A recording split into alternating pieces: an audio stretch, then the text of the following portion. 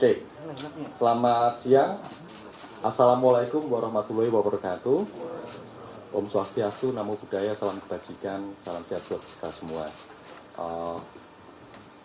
Yang saya hormati Ketua KPU, Pak Sekjen, teman-teman dari media massa yang telah menyediakan waktu untuk hadir pada konferensi pers siang ini.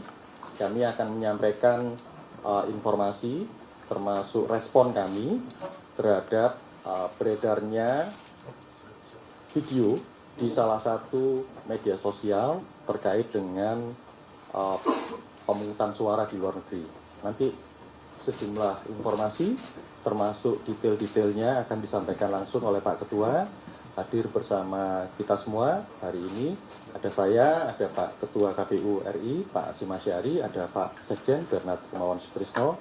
Nanti kita setelah penyampaian materi dan kemudian respon dari KPU yang disampaikan oleh Ketua, kita akan buka sesi tanya jawab sekitar 3-4 pertanyaan. Setelah itu kita akhiri. Baik, teman-teman, kita langsung aja ke Pak Ketua terkait dengan update perkembangan tentang pemberian suara di luar negeri yang sebagaimana undangan konferensi pers yang kami sampaikan kepada teman-teman media. Silakan Pak Ketua.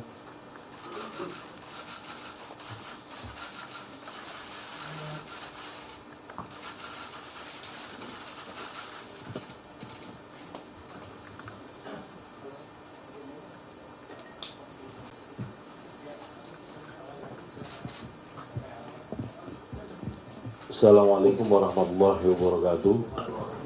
Selamat siang dan salam sejahtera untuk kita sekalian. Yang saya hormati Mas Agus Melas, anggota KPU. Yang saya hormati Mas Bernard, Sekjen KPU. Yang saya hormati teman-teman jurnalis. Pada hari ini, hari Selasa ya, tanggal 26 Desember 2023, kita bertemu di sini dalam rangka KPU menjelaskan atau memberikan klarifikasi tentang cuplikan video di media sosial yang beredar, yang di situ menggambarkan ada orang membuka amplop surat suara, dan di dalam amplop tersebut ada amplop lagi yang di dalamnya ada surat suara pemilu presiden, dan di situ ada teks yang menyatakan bahwa pemilih di Taiwan atau Taipei sudah menerima surat suara. Nah, sehubungan dengan tersebut penting kami sampaikan penjelasan karena hal ini penting. Mengapa? Untuk pemilu di luar negeri, menurut peraturan KPU nomor 25 tahun 2023 tentang pemungutan dan penghitungan suara dalam pemilihan umum, itu ditentukan bahwa metode pemberian suara untuk pemilu di luar negeri ada 3. Yang pertama adalah metode pemilih memilih di TPS atau TPS-LN, TPS luar negeri. Kemudian yang kedua, pemilih memberikan suara dengan metode kotak suara keliling atau KSK. Kemudian yang ketiga, pemberian suara oleh pemilih melalui metode POS. Metode POS itu PPLN, Panitia Pemilihan Luar Negeri, mengirim surat suara, 2 jenis surat suara ya, surat suara untuk pemilu presiden, wakil presiden. Yang kedua adalah surat suara untuk pemilu anggota DPR RI, dalam hal ini diwakili oleh daerah pemilihan DKI Jakarta II. Nah, untuk metode pemilu di luar negeri, menurut Undang-Undang Pemilu nomor 7 2017, itu dilaksanakan lebih awal, atau pemberian suaranya itu early voting lebih awal daripada pemungutan suara di dalam negeri. Atas dasar tersebut, di dalam peraturan KPU nomor 25 2023, sekali lagi tentang pemungutan dan penghitungan suara dalam pemilihan umum yang diterbitkan tanggal 18 Desember 2023 yang lalu, di dalam pasal 38 ayat 3 huruf B PKPU tersebut ditentukan bahwa tata cara pengiriman surat suara kepada pemilih dapat dilakukan oleh Ketua KPPSLN POS paling lambat 30 hari sebelum hari dan tanggal pemungutan suara di masing-masing PPLN. Jadi pengirimannya itu paling lambat 30 hari sebelum hari dan tanggal pemungutan suara masing-masing PPLN. Jadi masing-masing PPLN hari pemungutan suaranya beda-beda. Nah, di dalam peraturan KPU nomor 25 tahun 2023 pada lampiran 1 diatur jadwal pengiriman surat suara oleh PPLN kepada pemilih yang akan memberikan suara melalui metode pos, yaitu dimulai tanggal 2 Januari sampai dengan 11 Januari 2024. Sekali lagi ya, pengiriman surat suara kepada pemilih untuk metode pos itu dimulai 2 Januari 2024 sampai dengan tanggal 11 Januari 2024. Selain itu juga di dalam lampiran 1 peraturan KPU nomor 25 tahun 2023 diatur juga jadwal penerimaan surat suara yang dikirim dari pemilih kepada PPLN.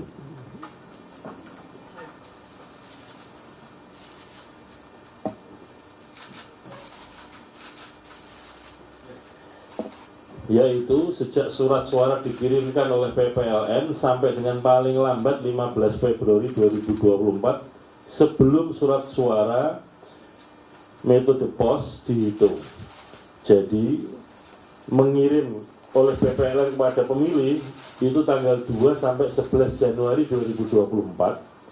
Kemudian pemilih mengirim balik surat suara yang sudah dicoblos ya kepada PPLN itu sejak surat suara tersebut diterima, misalkan diterima dan kemudian langsung kirim balik, itu sudah bisa. Dan paling lambat adalah 15 Februari 2024 sebelum penghitungan suara selesai. Nah, pada dasarnya aturan tentang jadwalnya demikian ya, pengirimannya 2 Januari sampai 11 Januari. Makanya kemudian ketika ada video melalui medsos tersebut yang menggambarkan ada pemilih sudah menerima surat suara, berarti kan problem. Oleh karena itu kami klarifikasi kepada teman-teman PPLN, Panitia Pemilihan Luar Negeri di Taipei sehubungan dengan video tersebut. Sebetulnya yang terjadi bagaimana? Apakah surat suara sudah dikirim atau belum? Nah, sehubungan dengan itu perlu kami sampaikan yang pertama, KPU telah menerima surat klarifikasi dari Ketua PPLN Taipei nomor 028-SD-065-023 tertanggal 26 Desember 2023 kemarin, perihal permohonan maaf dan penjelasan terkait pengiriman surat suara metode pos. Nah, berkaitan dengan konten video yang diunggah tersebut, perlu kami jelaskan bahwa yang pertama, nanti detail-detailnya akan kami sampaikan naskah rilisnya ya, supaya teman-teman nanti ketika menulis atau mengutip lebih mudah, karena ini ada detail-detail angka jumlah surat atau amplop yang dikirim, ada jumlah surat suara yang diterima dan dikirim dan seterusnya, dan juga produk-produk hukum KPU. Yang pertama, berdasarkan keputusan KPU nomor 1413 tahun 2023 tentang jumlah surat suara yang dicetak dalam pemilihan umum tahun 2024, SK tersebut tanggal 25 Oktober 2023, telah ditetapkan jumlah surat suara yang dicetak untuk keperluan pemilu yang diselenggarakan oleh PPLN Taipei sebanyak 230.307 lembar surat suara. Saya ulangi ya, 230.307 lembar surat suara untuk masing-masing jenis pemilu, pemilu presiden dan wakil presiden, serta surat suara untuk pemilu anggota DPR RI daerah pemilihan DKI Jakarta II. Dan sebanyak 175.140 lembar surat suara untuk masing-masing jenis pemilu tersebut. Di antaranya merupakan surat suara untuk pemilih yang memberikan suara dengan metode pos. Jadi perlu kami jelaskan bahwa surat suara yang dicetak untuk 3 metode pemilih, tiga metode memilih di Taipei, yaitu metode TPS, metode KSK, dan metode pos, itu sebanyak 230.307. Nah, di dalam 230.307 tersebut terdapat 175.145, 175.145 lembar surat suara yang digunakan untuk metode pos. Yang kedua, KPU telah mengirimkan surat suara untuk masing-masing jenis pemilu sebagaimana dimaksud kepada PPLN Taipei dan telah diterima seluruhnya pada tanggal 22 Desember 2023. Artinya PPLN Taipei pada tanggal 22 Desember 2023 telah menerima surat suara untuk 3 metode memilih di Taipei sebanyak 230.307 lembar surat suara. Yang ketiga, khusus untuk surat suara metode pos, saya ulangi lagi, sebanyak 175.145 lembar surat suara atau 175.145 lembar surat suara, ya, itu untuk metode pos. PPLN Taipei telah mengirimkan di antara 175.145 lembar tersebut, PPLN Taipei telah mengirimkan sebanyak 31.276. Saya ulangi lagi, 31.276 surat atau amplop yang berisi surat suara pemilu presiden dan wakil presiden serta surat suara pemilu anggota DPR RI Dapil DKI Jakarta II dengan rincian sebagai berikut. 1. Sebanyak 929 lembar surat suara pemilu presiden wakil presiden serta 929 lembar surat suara pemilu anggota DPR RI Dapil DKI Jakarta II pada tanggal 18 Desember 2023. Jadi amplop atau surat yang dikirimkan pada gelombang pertama oleh PPLN kepada pemilih itu tanggal 18 Desember 2023 sebanyak 929 amplop, ya, atau surat. Nah, di dalam amplop tersebut terdapat 2 jenis surat suara, yaitu surat suara pemilu presiden jumlahnya 929 lembar, untuk pemilu anggota DPR jumlahnya 929. Jadi 2 jenis surat suara tersebut di dalam 1 amplop yang sama. Kemudian gelombang kedua dikirimkan pada tanggal 25 Desember 2023 oleh PPLN kepada pemilih sesuai dengan alamatnya masing-masing. Yang dikirimkan pada gelombang kedua adalah sebanyak 30.347 lembar surat suara. Saya ulangi, 30.347 lembar surat suara untuk pemilu presiden dan wakil presiden dan 30.347 lembar surat suara untuk pemilu anggota DPR RI Dapil DKI Jakarta II. Jadi dalam amplop isinya 2 surat suara, yaitu surat suara untuk pemilu presiden, wakil presiden, dan yang jenis kedua adalah surat suara untuk pemilu DPR. Nah, gelombang kedua tanggal 25 Desember 2023 kemarin itu yang dikirimkan sebanyak 30.347 amplop atau surat yang di dalamnya ada 2 jenis surat suara tersebut. Sehingga pengiriman surat suara untuk metode pos oleh PPLN Taipei kepada pemilih dalam 2 gelombang tersebut, jumlah total surat suara yang terkirim untuk jenis pemilu presiden maupun jenis pemilu DPR itu adalah 62.552 lembar. Saya ulangi, 62.552 lembar. Yang keempat, berikutnya, berdasarkan surat Ketua PPLN Taipei, sebagaimana kami sebutkan terdahulu tadi, nomor 028-PL.01.8 strip SD /065-2023, melaporkan bahwa surat suara untuk pemilih dengan metode pos masih terdapat 143.869 lembar surat suara untuk masing-masing jenis pemilu, yaitu pemilu presiden maupun pemilu DPR, yang belum dikirimkan kepada pemilih. Artinya masih ada di kantor PPLN Taipei. Sesuai dengan ketentuan sebagaimana dimaksud pada huruf A, pengiriman surat suara yang dilakukan oleh PPLN Taipei sebagaimana dimaksud pada huruf C tidak dilakukan sesuai dengan prosedur dan jadwal yang ditentukan. Saya ulangi lagi ya teman-teman ya, supaya sama-sama jelas. Nanti secara tertulis kami sampaikan bahwa jadwal pengiriman surat suara oleh PPLN Taipei kepada pemilih itu menurut lampiran 1 peraturan KPU nomor 25 tahun 2023 tentang pemungutan penghitungan suara untuk pemilu mestinya dijadwalkan tanggal 2 Januari 2024 sampai dengan 11 Januari 2024.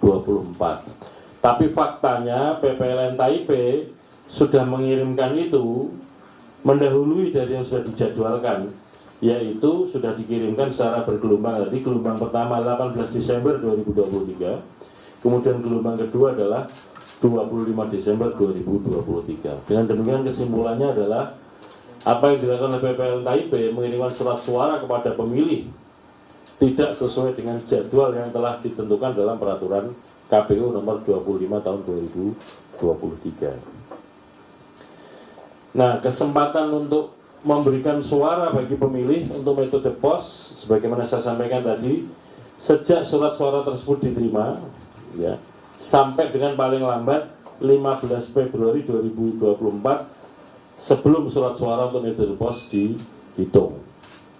Nah, dengan demikian sangat mungkin setelah pemilih menerima surat suara ya, baik gelombang pertama yang dikirimkan 18 Desember maupun gelombang kedua yang dikirimkan 25 Desember 2023, itu kemudian pemilih sudah menerima surat-surat tersebut dan kemudian memberikan suaranya. Nah, ini kan bisa jadi problem karena apa? Pengirimannya tidak sesuai dengan jadwal yang telah ditentukan oleh KPU melalui peraturan KPU nomor 25 tahun 2023. Berdasarkan hal-hal tersebut, kemudian KPU melakukan rapat pleno kemarin tanggal berapa? 25 Desember 2023 untuk mengambil kebijakan khusus terhadap situasi yang dihadapi oleh PPLN Taipei. Dan KPU menginstruksikan, memerintahkan kepada PPLN Taipei untuk melakukan langkah-langkah sebagai berikut. Yang pertama, surat suara yang telah dikirim kepada pemilih dengan metode pos sebanyak 31.276 lembar, 31.276 lembar surat suara untuk masing-masing jenis pemilu presiden dan pemilu anggota DPR RI Dapil Jakarta 2, DKI Jakarta 2 pada tanggal 18 Desember 2023 maupun gelombang kedua tanggal 25 Desember 2023, kami nyatakan surat suara tersebut masuk kategori surat suara rusak dan tidak diperhitungkan dalam pencatatan penggunaan surat suara dalam formulir model C hasil LN pos, C titik hasil LN strip pos. Mengapa kita kategorikan sebagai surat suara rusak? Karena dikirim sebelum waktunya. Ini Dengan demikian tidak sesuai dengan ketentuan yang sudah diatur. Yang kedua, sehubungan dengan tersebut, KPU akan menyediakan surat suara pengganti untuk masing-masing jenis pemilu sebagai pengganti surat suara yang dinyatakan sebagai surat suara rusak sebagaimana dimaksud pada huruf A. KPU akan menyiapkan menyiapkan surat suara pengganti terhadap yang sudah dikirimkan dan dinyatakan rusak tersebut sebanyak 31.276 lembar surat suara untuk pemilu presiden dan 31.276 lembar untuk surat suara pemilu anggota DPR RI Dapil DKI Jakarta II. Yang ketiga, surat suara sebanyak 143.840 lembar untuk masing-masing jenis pemilu presiden dan pemilu anggota DPR RI yang belum dikirimkan kepada pemilih akan dikirimkan sesuai dengan jadwal sebagaimana dimaksud pada lampiran 1 Peraturan KPU nomor 25/2023, yaitu pada tanggal berapa? 2 sampai dengan 11 Januari 2024. Yang keempat, selanjutnya, sebelum PPLN TAIP melakukan rekapitulasi hasil penghitungan perolehan suara pasangan calon dan perolehan suara partai politik peserta pemilu dari seluruh KPPSLN yang TPSLN maupun KPPSLN KSK maupun Metode Pos, maka PPLN TAIP ditugaskan atau diinstruksikan untuk melakukan langkah-langkah sebagai berikut. Yang pertama, memastikan bahwa surat suara yang diterima kembali dari pemilih yang bukan merupakan surat suara rusak sebagaimana dimaksud di atas dan akan diperhitungkan dalam pencatatan penggunaan surat suara dalam formulir model C.Hasil LN-Pos. 2. Memastikan bahwa surat suara rusak sebagaimana tersebut di atas diberikan tanda silang pada bagian luar surat suara yang memuat tempat, nomor, alamat TPSLN dan pada tanda tangan ketua PPLN dalam keadaan terlipat dengan menggunakan spidol atau ballpoint dan tidak akan diperhitungkan dalam pencatatan penggunaan surat suara dalam formulir model C.Hasil LN-Pos. Yang ketiga, PPLN TAIP diminta membuat berita acara tentang surat suara yang tidak dipergunakan tersebut sebagaimana dimaksud pada angka 2 dengan disaksikan oleh saksi para peserta pemilu, baik saksi dari partai politik maupun saksi dari pasangan calon presiden atau presiden dan Panwaslu luar negeri TAIP. Yang keempat, memasukkan surat suara yang tidak diperhitungkan tersebut ke dalam kantong atau wadah yang disediakan dan diikat untuk selanjutnya disimpan oleh PPLN di kantor PPLN TAIP dengan memperhatikan aspek keamanan. Sekalian kira-kira gambarnya begini. Ketika 30 bentar, supaya pas. Ketika 31.276 lembar surat suara pemilu presiden dan 31.226 surat suara pemilu anggota DPR sudah dikirim secara bergelombang 18 Desember dan 25 Desember 2023 dan kemungkinan sudah mulai diterima untuk pemilih padahal dikirimkan tidak sesuai dengan jadwal yang ditentukan, itu kita nyatakan surat suara rusak. Sehingga kalau ada digunakan oleh pemilih untuk nyoblos, sudah memilih partai tertentu, milih calon tertentu dan dikirim balik ke PPLN, nanti dinyatakan rusak dan tidak diperhitungkan sebagai suara. Bisa dipahami ini ya?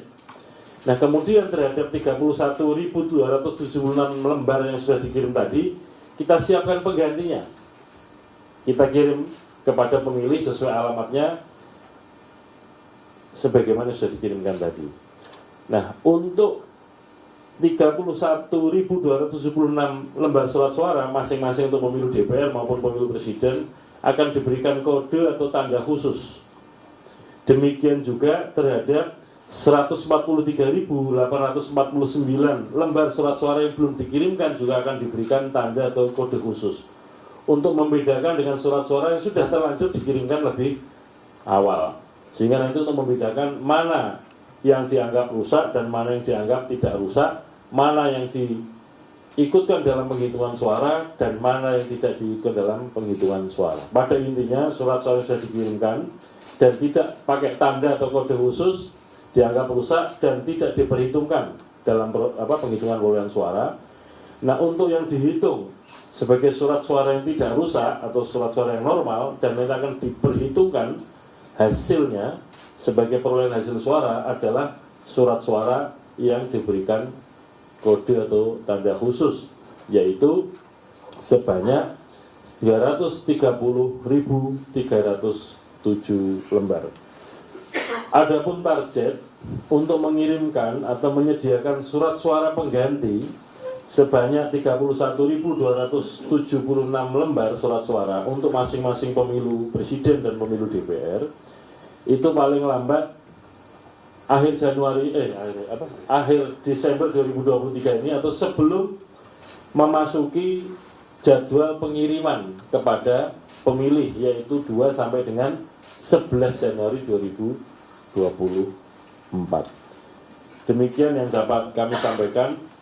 Kami menganggap bahwa penjelasan klarifikasi ini penting untuk menghindari simpang siur sehubungan dengan video yang menggambarkan pemilih di TIP telah menerima surat suara pemilu presiden tersebut.